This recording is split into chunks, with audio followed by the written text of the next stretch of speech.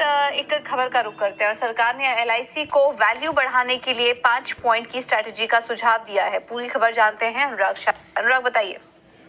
देखिए, आज तो एलआईसी के शेयर में गिरावट है, लेकिन पिछले एक साल के अंदर एलआईसी के स्टॉक ने काफ़ी अच्छा रिटर्न दिया है और वैल्यू एनहांसमेंट के लिए सरकार के द्वारा 5 पॉइंट स्ट्रेटजी एलआईसी को सुझाई गई है और उस पर एलआईसी काम भी कर रहा है।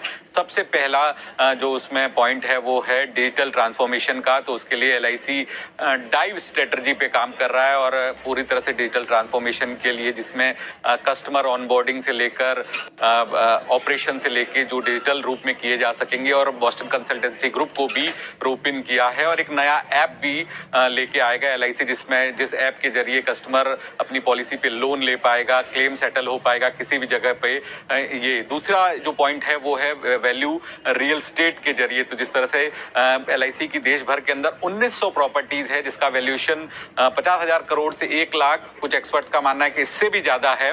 तो उनमें से 1400 प्रॉपर्टीज पे एलआईसी के ऑफिसेज है, लेकिन 500 प्रॉपर्टीज है जो रेंट पे है और उसमें से कुछ प्रॉपर्टीज हैं जो जहां पर एनक्रोचमेंट हुआ है कुछ प्लॉट्स के ऊपर। तो उन प्रॉपर्टीज का जो डिस्प्यूट रिजोल्यूशन करके उनको मोनेटाइज किया जा सके और वहां से पैसा जुटाया जा सके।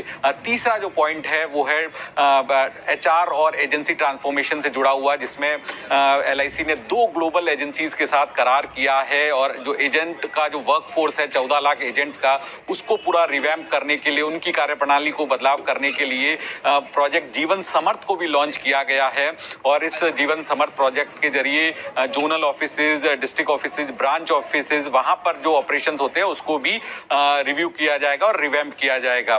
चौथा पॉइंट है प्रोडक्ट मिक्स का। जिस तरह से एलआईसी का जो प्रोडक्ट मिक्स है वो मार्केट शेयर के साथ साथ प्रॉफिटेबिलिटी पे भी फोकस किया जाए और प्रोडक्ट मिक्स पे नॉन पार प्रोडक्ट है उस पर फोकस किया जाए। और वीएनबी मार्जिन जो एलआईसी का पिछले साल से बढ़ के अब 16% से ज्यादा पहुंच गया है और इसी स्पीड पे अगर वीएनबी मार्जिन बढ़ता है तो 25% तक वीएनबी मार्जिन पहुंच सकता है। जबकि एलआईसी ने आईपीओ के वक्त में जो गाइडेंस दिया था वीएनबी मार्जिन का 31 मार्च 2027 तक का गाइडेंस दिया था, लेकिन इस स्थिति में अब 2026 तक ही 25% के स्तर पर वीएनबी मार्जिन पहुंच जाएगा प्रोडक्ट मिक्स की स्ट्रेटजी की वजह से। और आखिरी जो पॉइंट है वो है वैल्यू फ्रॉम इन्वेस्टमेंट। जिस तरह से एलआईसी का कुल जो इन्वेस्टमेंट पोर्टफोलियो है वो 42 लाख करोड़ से ज्यादा का है। FY24 के अंदर इन्वेस्टमेंट के इक्विटी इन्वेस्टमेंट में 60,000 करोड़ की प्रॉफिट बुकिंग हुई थी।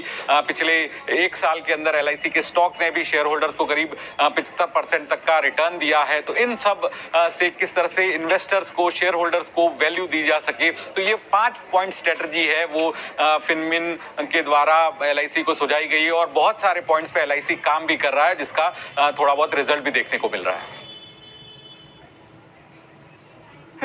ठीक है। तो सरकार ने एलआईसी को 5 पॉइंट बताए हैं जहां पर कि वो काम कर सकते हैं, रणनीति बनाना अपनी शुरू कर सकते हैं।